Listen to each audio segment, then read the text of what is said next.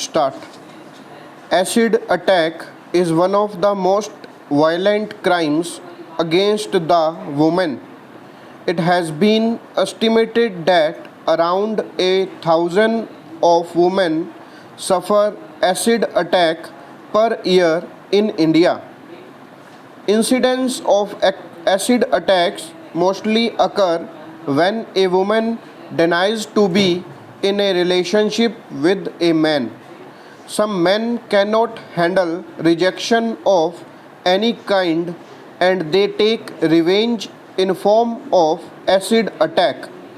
Sometimes family disputes too result in acid attack. There have also been cases where petty fights between couples have resulted in acid attack. It is very easily for a criminal to throw acid on the face of a woman and run away. Acid is used in day-to-day life for cleaning of kitchen, washroom, jewelry, etc. Thus, it is easily available in market at a low cost. The criminal is successful in hiding his identity by covering his face during the crime. This is the reason that there has been tremendous increase in this heinous crime in recent times.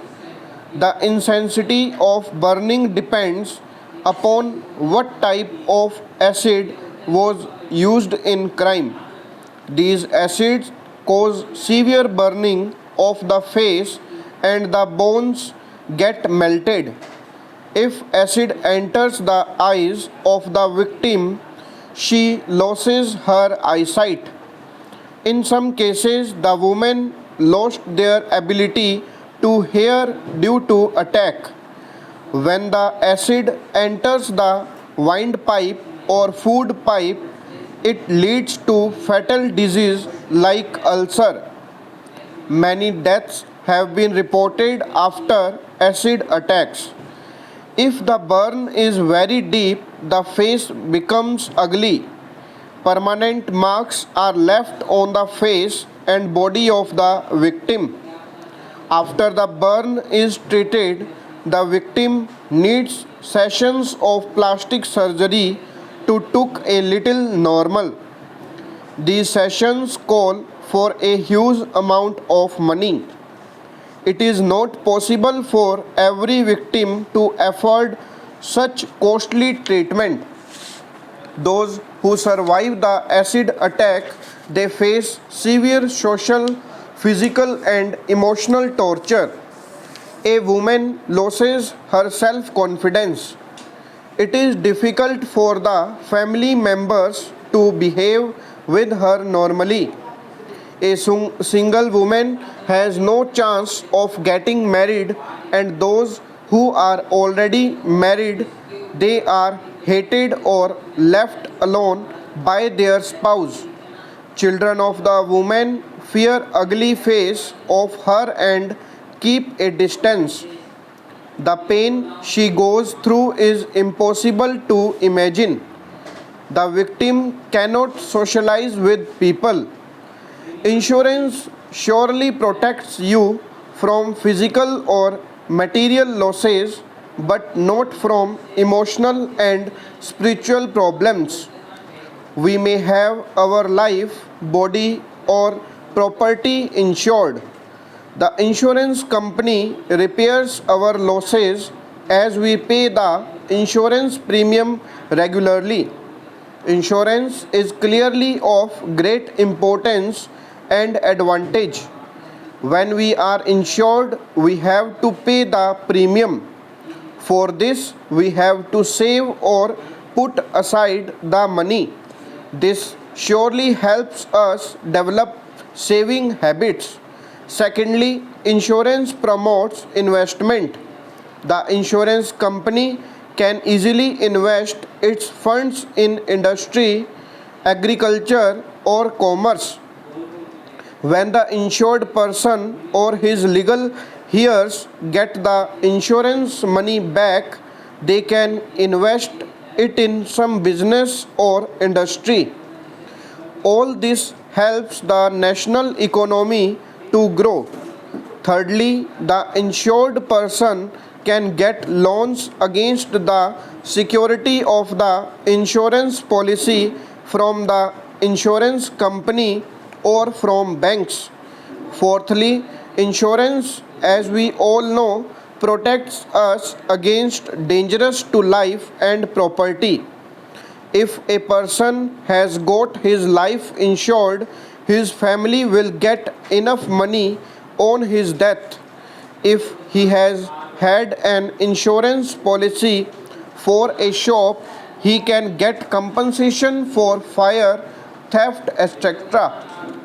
He can get his goods insured while dispatching them by train, by truck, by air, or by ship. Insurance guarantees a happy family life in the future. Wives and children get regular payments after the death of the insured health of families.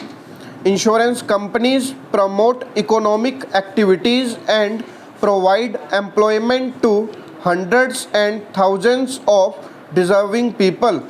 In the advanced countries, we have education, health and employment insurance.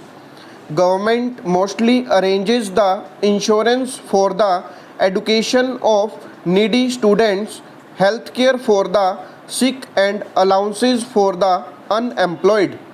This is called social insurance, and all working and earning citizens have to pay a part of their income towards it. With rapid economic development and expansion of education, we shall have a rise in the income of people. Then they will be able to contribute to social insurance easily. Debts taken in the name of the insured continue to remain a financial responsibility even after the demise of the policy holder. Then, sir, there is another problem which is with reference to the cooperative societies. As far as the cooperative societies are concerned, I can realize the anxiety of the Honorable Minister that if cooperative societies are employing less than 50 people and they are not employing power, it is desirable that this obligation should not be imposed on these cooperative societies in view of the fact that it is our intention to encourage cooperative societies. These cooperative societies might not have the necessary wherewithal or the resources and therefore may not be in a position to contribute to the provident fund. On the other hand, there is another aspect of the question which it is also necessary to take into consideration in this behalf, and it is necessary because this type of protection and many other types of protection are given by way of encouragement to the cooperative societies.